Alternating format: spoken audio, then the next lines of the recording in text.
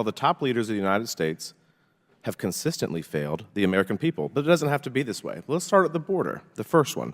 Under the Biden-Harris administration, we've seen 8.5 illegal encounters at our southern border, more than 10 across the board, 1.9 million gotaways.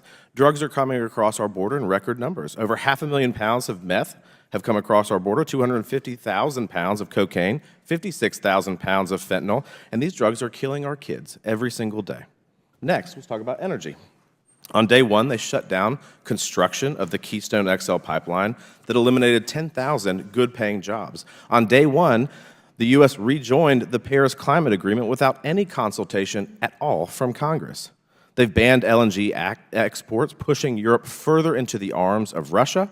They've tried to ban gas stoves. Their policies have led to skyrocketing gas prices under this administration. They have drained the Strategic Petroleum Reserve, arguably for political reasons. They insert climate change into every policy, which hampers domestic production.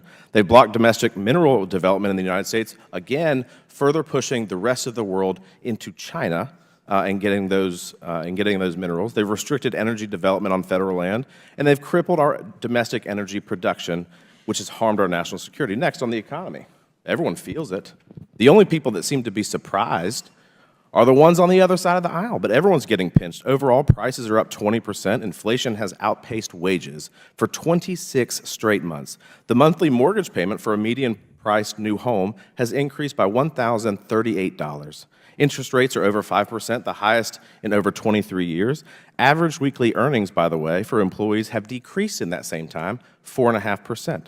Credit card interest rates are at the highest level they've been in nearly 3 decades, and over a third of families paid a late fee in the last year. Moving on to the next one.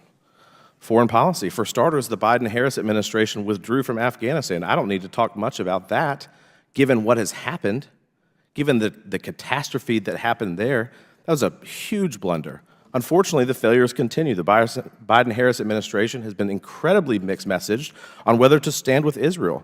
Vice President Harris even went so far as to boycott Netanyahu's congressional address in this country. Biden and Harris have projected weakness on the world stage. The U.S. Army has fallen 15,000 soldiers short of their recruitment goal in fiscal year 2022. There have been a complete lack of oversight for the funding of Ukraine. There's been grift all over the place. They allowed a Chinese spy balloon to traipse itself all across the country, eventually getting shot down in my coastal district of South Carolina.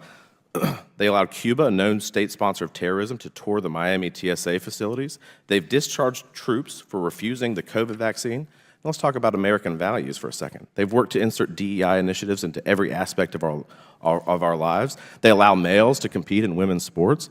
Biden and Harris proclaimed Easter as the Transgender Day of Visibility. They have been funding abortions and travel expenses through the Pentagon for military personnel. They have lied to the American people about Biden's cognitive state. I could go on and on and on. And so for somebody who wants a promotion to the highest office in the land, you first have to pass the test. And in every which way, Kamala Harris has not passed the test. She has not upheld her oath of office, and she has failed the American people, and we should not promote her.